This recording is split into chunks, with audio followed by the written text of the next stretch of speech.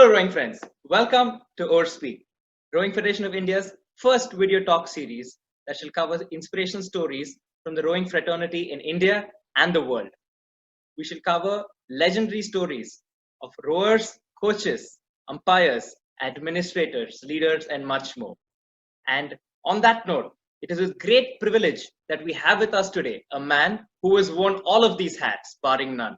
A man who takes us back to where it all began, to the founding bedrock of the Rowing Federation of India. We have with us the co-founder and one of the first Secretary Generals of the Rowing Federation of India, Mr. Subrato Datta. Welcome, sir. Thank you very much. Thank you. You had quite an illustrious career, sir. Could you tell us about how you actually started rowing? Basically, I was a tennis player. I represented Bengal way back 1956-57. I was also a hockey player playing in the first division hockey in Calcutta Hockey League. And I got the University Blue for hockey and tennis also. So what happened when I joined the university in my college, I found a poster saying that join Calcutta University Rowing Club. So I belong to the Calcutta University. So by seeing that poster, it enthused me. So I went down to the Calcutta University Rowing Club in the Ravindra Sarovar, Kolkata, and I enrolled myself in 1961. And then gradually I became a much of an horseman, then given up my tennis and hockey. And then I became the captain of the University Rowing Club. Then after my university days, I came back and joined Lake Club, Calcutta, one of the premier rowing clubs, as a rowing member, way back 1964.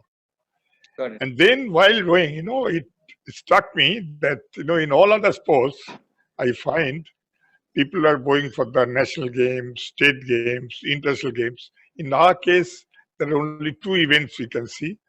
And perhaps you don't know, but some of you very seniors, they will know. We had only two important events in the rowing cycle during our time. One is RFI Regatta, where all rowing clubs of India and east of Suez will participate. And in Madras, there's a Madras and Colombo rowing, annual rowing. In Calcutta, there's a head of the lake regatta where all four clubs race against each other. These are the three major events where we who used to row during our life used to take part. And rowing was the makkah of the sports. Once you joined in RFI Regatta, so you have done everything. That is, you have gone to the Olympics, something like that. Yes. Then, suddenly I thought that, we have to do something. Then somebody told me that you have to form your state body as well as national body. Then you can do all these things. Then me, some of my friends like Mr. Hiranmay Ganguly, Ghosh, Gopal Ghosh, and few Europeans. There is one gentleman called Tony Cassidy who was Oxford Blue. He used to row in Calcutta Rowing Club during that time. Wow. And there's another gentleman called Eric Will. He used to row also. He was also from a company. He was the chairman of the company in Calcutta. So we all sat together, started making constitutions. And then initially we formed this West Bengal Rowing Association with 4 clubs and 3 of other people. And then we start playing for Rowing Federation of India. Fortunately, one of our friends who is also a founder, Mr. Borun Chando, he was based in Madras at that time, during 74-75. And some of our friends were also posted in Pune. Some of our friends were also posted in other places. So we contacted Borun. So Borun agreed. So Borun also started making Tamil Nadu Rowing Association, which is TARA. He formed TARA, and we had this West Bengal Rowing Association, and both of us joined together and formed the Indian Rowing Federation of India in way back 1976. It is registered in 1976, and the first Secretary General of the Rowing Federation of India was Mr. Hiranmay Ganguly on paper, because after the registration, he had to leave our country, went abroad for his job. So I took over right from the beginning, and I carried on till 82. Now, forming of this Rowing Federation and the 2 state associations has been formed. Then our first job is to start the National Rowing Championship. So we had a national rowing championship sometimes in 1976 in Calcutta. That is amazing, sir. So the way you started off rowing from a university blue to progress to a captain, and you noticed the lack of an organized structure for rowing in India, for which you decided with your friends to start off the Rowing Federation of India with other legendary gentlemen such as Mr. Borun Chanda, Mr. KP Singh Dio, and Mr. Eric Cassidy, as you mentioned, and Mr. Gadre, Dr. Gadre, and others. So there were a lot of Europeans, I hear, in like back when you wrote. So how did that change the equation? No, there were Europeans, they were rowing on behalf of the clubs. Because they have never come into the national level rowing at all. Okay. Because by that time we formed this Rowing Federation of India in 76. Most of the Europeans based in Calcutta, they've all moved away, barring one or two. They were just supporting us. Like, this Tony Cassidy, who was in Calcutta Rowing Club, he was the regional education advisor for the British government here. So he has invited one of the coach called Mr. Mike Spracklen, who subsequently coached our Indian team during 82 Asian Games. So Mike Spracklen was going to Japan for a training course. So Mr. Cassidy arranged such a way that he dropped into Calcutta for 3 days, so that he has given lectures to our clubs, various clubs in Calcutta for 3 days about the rowing training and coaching. So at that time, we just formed these national or state bodies, but we are not doing anything much. So that also was an eye-opener for us of a latest training technique, coaching and other things, what Mr. Spracklen has taught. Because after I became the international umpire, prior to that, our earlier time, prior to the formation of the national body or state body, our umpiring was totally different than the modern umpiring which we are doing under the FISA or other things, like following with the boards, following from the back. In most of the cases, like, Calcutta, we used to sit on the lawn, teams are coming down, we look from the backside and followed it. So even in Madras, same thing happened. So the point is, this has all changed subsequently. Because now how it has changed again, you see, now the point is when we formed this body, now I as a secretary started making correspondence to various state bodies, like our friends who are, like, in Tamil, in Odisha. At that time, there was no rowing as such. But as you know, Mr. KP Singh, CP Singh, they're all from Odisha. They have to row. So I have called them. So during the first national body, so they all joined hands with their friends, though used to do earlier days in our club and other club. They formed their Odisha Rowing Association team. And some team, Madras also brought in a team. Maharashtra brought in a team. And then we had the first nationals where only 5 state bodies have taken. And then we thought that we should have to expand it. Okay. How? I started writing to FISA, the World Body of the Rowing. So FISA immediately, seeing all the details, all the documents, immediately approved our association. But they said you have only one vote. It's an associate member. You are not a full member. So while we'll be organizing an international event, after you organize an international event, then we'll see that whether the membership will be given it to permanent or not. That was the basic, for FISA, if you wanted to be a full member, you have to conduct an international event so that the FISA has to see your performance, your ability, your credibility, and then they will approve you as a full member. Right. So now, when we started corresponding with FISA, and then I thought by that time the 82 Asian Games were coming to India. And then during 1980, 78, 79, 80, there's a lot of talks going on. But in our case, we have never taken part in rowing. But in the Asian Games Charter, rowing was included right from the beginning. As you know, the first Asian Games were held in India in 1957. And during that day onwards, the rowing was there on their charter, but it was never been organized anywhere. Never did they even organize. In Japan. Okay. Even in Japan, when it was held in Japan, they didn't were able to organize the same thing. Correct. However, I started corresponding with the government, and every time I was being refused. Fortunately, when India government came in end of 79, 78, 79, I was enthused because one of our friends, as you all know, our past president, Mr. KP Singh, who happened to be the minister subsequently, central minister, but he was the Secretary General of the All India Indira Congress He was the secretary. So he was very, very powerful next to Mrs. Gandhi. So I got hold of him once I visited Delhi. I got hold of KP, let us go and talk to Mrs. Gandhi so that we can introduce this one. But fortunately, unfortunately, we never had to go to the Mrs. Gandhi, but it was been taken in by the government. Okay. After a lot of discussions, there are a lot of interesting stories have come up, but that will take a long time. I'll not go into that. But after a lot of hassles, after 4 or 5 refusals, ultimately it has been taken in by the first of, I think, first week of January or so in 1980. They have approved that, well, rowing will be included in the Asian Games 82. Okay. That was one of our great achievements. Because in India, rowing was held during that time only in Pune, Madras, and West Bengal, Calcutta. And Calcutta didn't have the 2,000-meter course. Neither Madras had got, even Pune has got, but that is into Katak Fasla.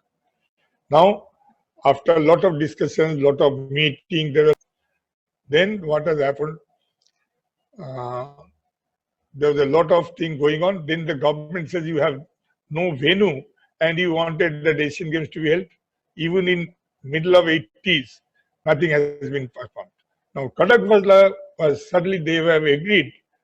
Suddenly, about third quarter of 1980, their commandant says that they will not allow you to come here for organizing Asian Games. Why? Because a lot of foreigners will come in as per government rule. This is a military establishment,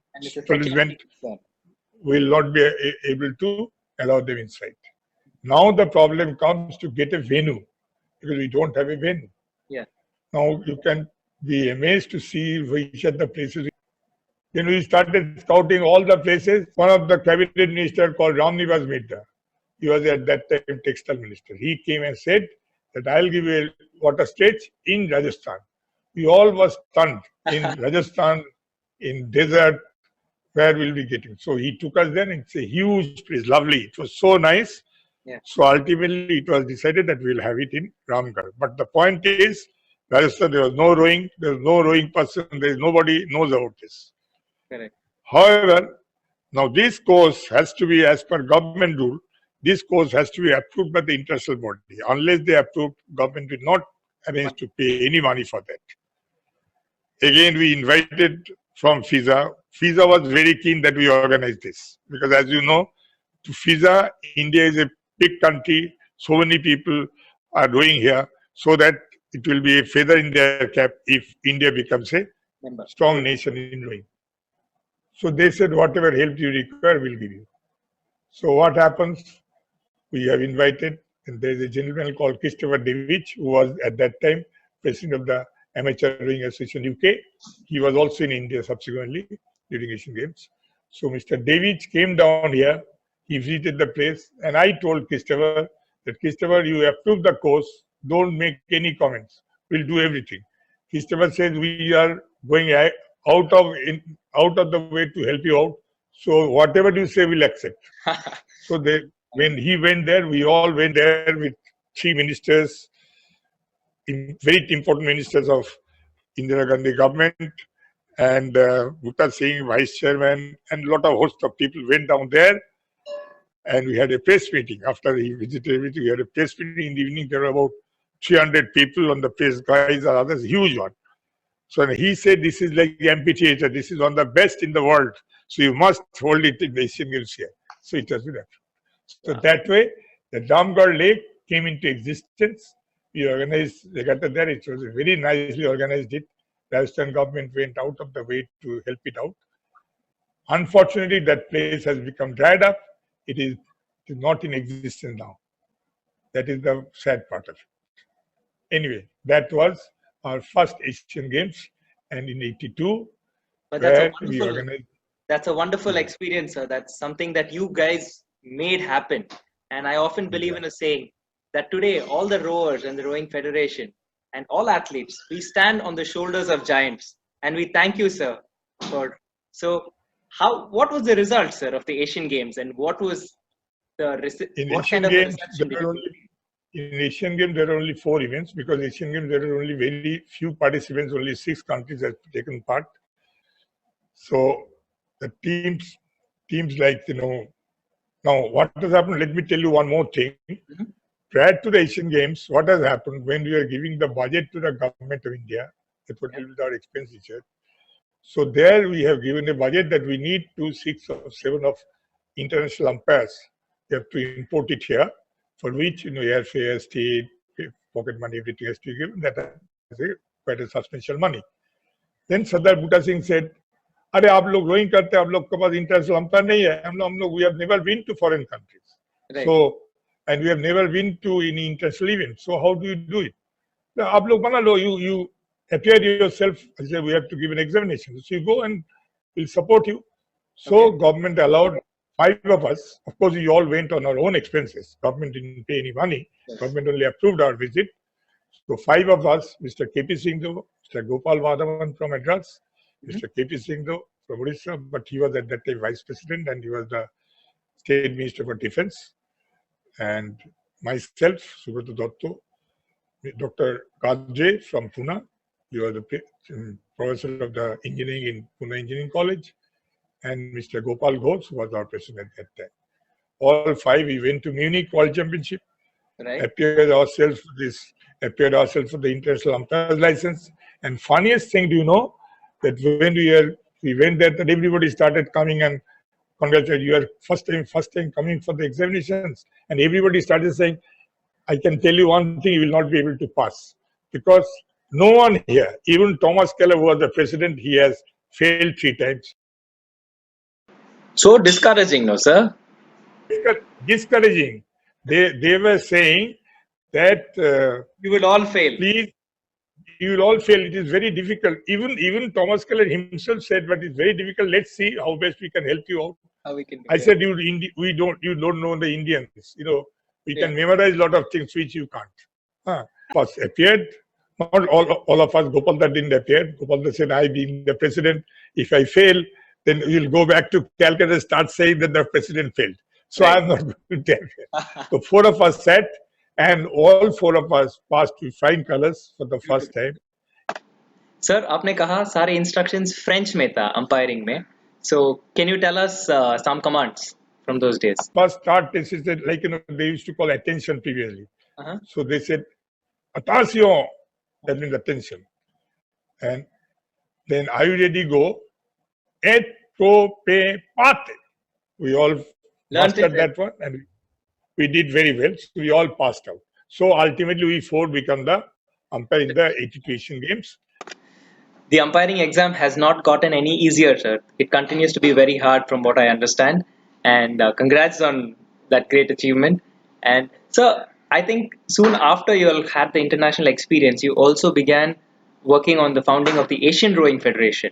Could you tell us about that, sir? And during that World Championship, when we went for the, this umpire's test, that also helped us, because at that time, I started getting friendly with those teams like North Korea, China, Japan, they're all there. So there I mooted the idea of forming the Asian Rowing Federation. I was given the charge of making draft constitutions. I started making the constitution with the help of my friends. And then I was invited by the Japanese Rowing Association in Japan for 15 days. There was a championship in Nagawa, and I was given the charge of acting Secretary General of the Asian Rowing Federation, though we had not formed at that time. So to carry on with the details. So they said that finally it will be taken shape at 83 Asian Games in Delhi. So that was during that part. So then we organized Asian Games in such a good way, such a better way. Then we have been invited by the FISA. Correct. And me and Mr. Singh was also went down to Duisburg World Championship next year, where Indian team also taken part. Yeah. And during the annual Congress there in FISA, India was given the full membership, 3 votes to us, and so we became the full member. And during our 82 Asian Games, the FISA has given us so much importance that FISA President Mr. Thomas Keller, FISA Secretary General Mr. Dennis Oswald, who was subsequently the President, perhaps you don't know them, and then Christopher Davis from England. These 3 gentlemen were there. They are also international umpires. I agree with you, sir. The highest honor for a rower to receive is the Thomas Keller Medal. I think last year the recipient was a Miss Kim Brennan from Australia. Yeah, Oh, yeah. so I think so. So there was though we had the first international event that India really took part in and also flourished was at our very own homegrown Asian Games at Ramgarh near Jaipur. Where we got one medal. There were 4 events. Yes, There are 4 events. One is box 4, cox pair, coxless pair, and single sculls. yes, So in a cox pair, we won the bronze medal, yes, and which was also a great achievement for the first time because we have never tested ourselves in foreign water against foreign countries. And you correct. think some other question I forget. Though that was the first event where Indians really took part at an international event and really prospered, there was one gentleman who participated on behalf of India at a world championship in around 77, 78. Could you tell us about that? Yes, I forgot the name. That is the basic problem. There is a gentleman. He used to row in Calcutta. He's an Englishman. Yeah. Now I have not seen him. So in '76, when we formed this Indian Rowing Federation, and when we become the member of the FISA in '77, that associate member. So this gentleman wrote to me from New Zealand. He said, "I'm Zealand, and if you allow me, so I can I can take part in the World Championship in New Zealand." That was the Englishman. He rode on behalf of us in a sculling event. Didn't do well, but anyway, that was a participation, That lone was nice. participation. So the first Indian who rowed for India was not, in fact, an Indian. Not an Indian, not an Indian, not an So Indian. that's an interesting story, sir. Sir, I would love for you to share with us the. Acha, not you. I like the story where you talk about how you used to lobby in Delhi. So you didn't talk about that in detail, lobbying in Delhi, and you know Oh, how that the boxing that is a federation very got Punch medal, Punch gold. that you want to know that. Acha, That anyway, would be a let me nice. tell you. You see what has happened. What has happened. So every time when I was, that was earlier Janta government, then the Congress government came in. I kept on going to Delhi, requesting senior people to take going as an event in the Asian Games. Everybody was refusing it. Now there was a final take was going on. There was a meeting going on. There were a lot of important personalities, ministers, this, that, and various associations was sitting. But there are certain, as you know, in Asian Games or in Olympics, there are certain games, mandatory games, like swimming, athletics. These are mandatory games. It has to be done. But there are some games which depends on the organizing committee, the local organizing committee. They can introduce 1 or 2 new events. Always. Yeah. Now, rowing was not included earlier. It was never held. So I was there. But there are other people are there, which is a regular events. They're all sitting there. Now, the meeting going on in the following way. I'll use some of the Hindi words, which will also be very interesting. Now, the question is sort like that. अच्छा आप boxing का है ना हाँ अच्छा आप boxing में Asian game में आप कितना इवेंट है आपको हमारा 4 इवेंट है सर अच्छा 4 इवेंट में आप कितना मेडल दे सकते हैं सर एक तो गोल्ड होगा ही और 2 ब्रोंज भी हो सकता है और एक सिल्वर हो भी सकता है नहीं भी हो सकता 2 ब्रोंज श्योर है गोल्ड तो होगा ही वेरी गुड अच्छा okay accepted boxing will be taken in for the Asian Games, 82 Asian Games.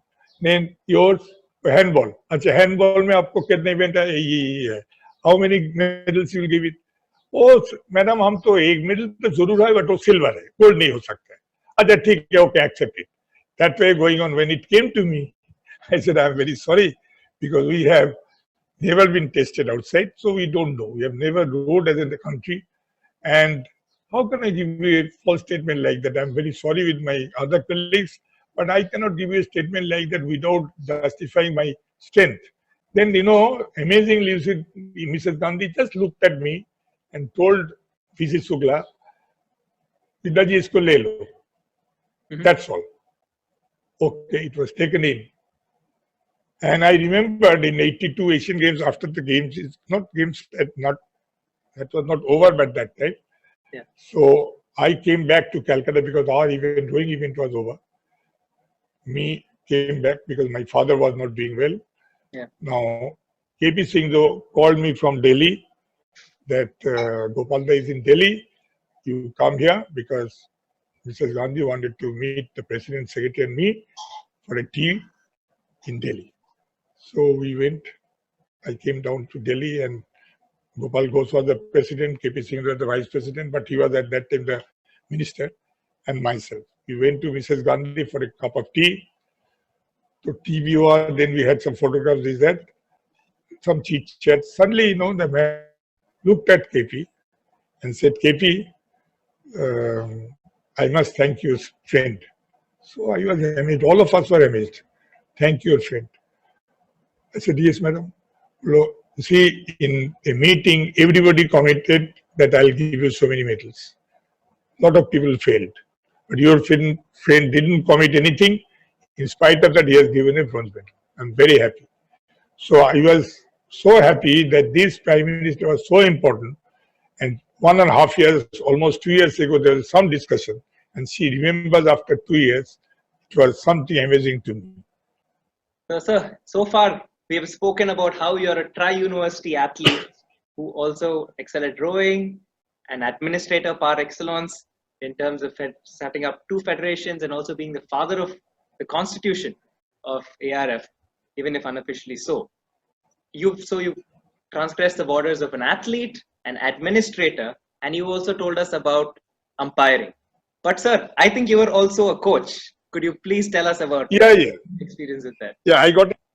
You see, what has happened, as you know, I was, during my earlier talks, I've given there's a gentleman called Mike Speckland, who was a very good coach of the British government, who came to India, and who subsequently coached our Indian team in 82 Asian Games. But in 77, 78, when he came down to Calcutta, we became quite friendly with him. So he wrote to me sometime in 77 that, Subrato, why don't you come down to England? There's a course going on in ARE is organizing ARE Amateur Rowing Association. They organize a coaching course. The course is for 3 weeks, but ultimately it takes a lot of other areas. So you take time for 2.5 months so that you can come here and go for this course. And this course fee is very, very cheap. So for 15 days and for 3 weeks, the course fee is only for 30 pounds or 40 pounds. That includes your stay in Nottingham. But the point is that 30 pounds may not be much, but from going from Calcutta to London and stay there for so many days and then come back, that money I don't have. I was working in a company with a salary of 2,500, 3,000 rupees at that time, so it was not possible. So what has happened, I approached British Council in Calcutta. So in the meantime, Mr. Sprackland has put my name in the list there, and to eligible for that course, you have to be supported by a gold medal winning British coach. So he was a gold medal winning British coach, so he supported me. So that basis, I got the scholarship from there. So that was the start. So I got the scholarship from the British government. And then they said that since we are taking you there by paying so much money, so you have to take about 3 months. 1 month is our course, 3 weeks, and we'll attach you with various coaches for next 2.5 weeks, so that you be a master. Got it. And also, so I did my coaching. Yeah, I did as a coach. I'm also umpire and administrator. Okay. Superb, sir. What an experience. And you also had some experience. You were also invited to sit in on the selection committee by the British. Yeah, that was the unofficial one. That was since I was based at that time. I was based in London for 15-20 days. So I used to go to the London Rowing Club every morning for my coaches, along with the coaches. Suddenly, I was invited by the chairman of the Women's Selection Committee. That gentleman said that we got about 5 members here, 4 ladies and 2 gentlemen. And if you join us, we are inviting you to join the committee in the selection of this British team for the 1980 World Olympics. Yeah. So I was there for about 3 weeks for helping them in coaching and selection. So that was a good experience of mine. Amazing, sir. That's a great thing. And apart from that, sir, we have also you have also gone on to umpire for a span of nearly 20, 30 years after your first. Yeah. I from 82 Asian Games onwards, I started umpiring. From 82 Asian Games, I did umpiring. Then I did the World Championship in Sweden, Junior World Championship in 84, and then 83 in Duisburg World Championship, and then Seoul Games 86, 88, and then other Asian Games in Korea, Japan, Thailand. So it went on. So that's also a good experience. And in Korea also in 82, 2002 in Korea, I was not an umpire. I went as a uh, manager of the team, thanks to our friend Mr. C.P. Singh Deo, who was at that time the Secretary General of the Indian Rowing Federation. Amazing. He came down to Calcutta in one of the, I think, area or some meet. Suddenly he called me, Subrato, I want you to go to Korea as a manager. I said, why me? Well, oh, you are a ex-secretary, you are a coach, so you go, please. So I went as a manager. So I 2002 must have been a great experience, sir. Legendary rowers such as Olympian Paulos and Mr. Janil Krishnan, Arjuna Awadi were in the crew then, I guess. But they were rowing at that time. Yeah. Janil was rowing. Janil. They were all rowers back then. They rowed in the Asian Games in 2002 in Korea. Correct. So and I was the manager there. Yes. Yeah. And there's a very interesting thing happened in Korea in 2002. What has happened?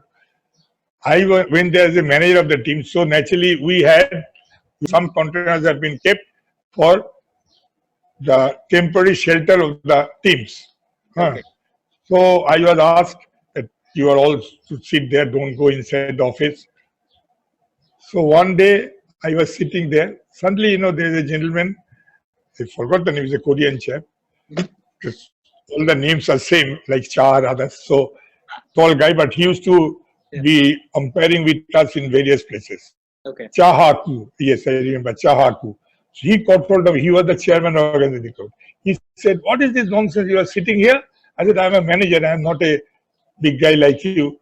No, nothing doing." He got hold of me, took me inside the office, and asked our secretary to put a table, chair for me there. He said he will sit here. He will not sit outside. He will have lunch, dinner, everything with us, and he will be sick. So I was sitting there with them. He got hold of me. He presented his blazer to me, and he got hold of me to the one of the ceremony on the prize distribution. So he asked me, "You have to distribute a prize in one of the events." So also I did that one also. That was a good honor for me. Beautiful, sir. So that's a great experience in terms of even you've also gone outside of administering, even as a manager. So I don't think there are any further hats to put on, sir. So what are your last words, sir? It's been over 4 decades since you set up the federation, and I think I hope we have all done you proud as athletes and everything else. So what would you advise? What is your vision for the Rowing Federation going forward, and what is your advice to young budding athletes? First of all, I must thank you for organizing this event so that most of our friends and the present budding horsemen, you'll all know how you came into being, how you started our association, and how far we have come in. I am very happy that the present organization, present administrators are doing it quite well, and even I'm especially I always tell my friends that in Hyderabad, the way both the present secretary and the present president, the past president, they were organizing various events in Hyderabad. Like, they are organizing regular coaching camps, like junior, senior, sub-junior, selection committee meetings, selection training. I am not questioning any of your ability to do better or bad or worst or whatever it is. But the point is, regular training, coaching is going on, sending teams in all events, almost everywhere throughout the world, in all areas. Is doing a great job. And that also helped the development of rowing in India. And like, during our time, we didn't have so many people to row. Now we find at least there are so many state associations. There are some associations that came into existence. some else is doing very well. Like, this Madhya Pradesh is doing well. So during our time, they were never ruled. Oh, even I tell you, while talking about Madhya Pradesh, even that place was also offered to us. That there's a big lake inside the Bhopal. Okay. So that there also the rowing was supposed to be held, but Mr. Sukla denied it because he's from Madhya Pradesh. He didn't want to do it, so Alright. denied. Okay. So anyway, so what I'm saying though, the rowing is going into the correct directions, and the lot of improvement has come. So for the equipment is concerned, training is concerned, coaching is concerned, and I believe that the present present association is doing quite well. Administrators are doing very well, and there are so many coaches came in, and everybody is doing very well. I'm really proud of them, and I really hope that if our horsemen takes up the sports in proper spirit, they will do very well. And as you all know, that there are a lot of scholarship in doing also in international in foreign countries. So if you really wanted to do better in education ways, you can also, after doing your state or national championship, you can also take scholarship for the rowing in international studies. So that is also a great opportunity for all of it. I hope you all know. So I sincerely hope that people should take it in right earnest and they should carry on. Only drawback of rowing is this, but rowing is still, it is a amateur sports. Not like in all other sports, these are professional sports. But you as a good horseman, or as a good horseman, I can't earn much. So that is why we don't get the best talent all the time, because best talent is being taken by all other sports. But whoever comes in, and if you really work hard, you can do very well. You can do well, sir. And a lot of, I think, a lot of athletes, especially when they do well at the Asian Games and stuff, you see a lot of our senior athletes like Bajrang sir himself. You know, he has his own They college. are all very well placed, all very well placed. Very well. Nowadays that all changed. Nowadays, even if an horseman, if you do very well in Asian Games or Olympics or some other, you earn quite a lot of money. You can place well, so you can do well. That is there. But the point is, you have to come up to that level, not to our club level. So the point is, you have to be what I should say. You have to have your tenacity to continue up to that. Absolutely. So those are some amazing words, sir, for budding athletes and even very semi-professional athletes in our country. And thank you so much, sir, for this lovely words. And I think everyone has learned a lot from this talk. We know where it all started, and now we have an idea as to where we have to go. So thank you so much. Thank you very much. Thank you.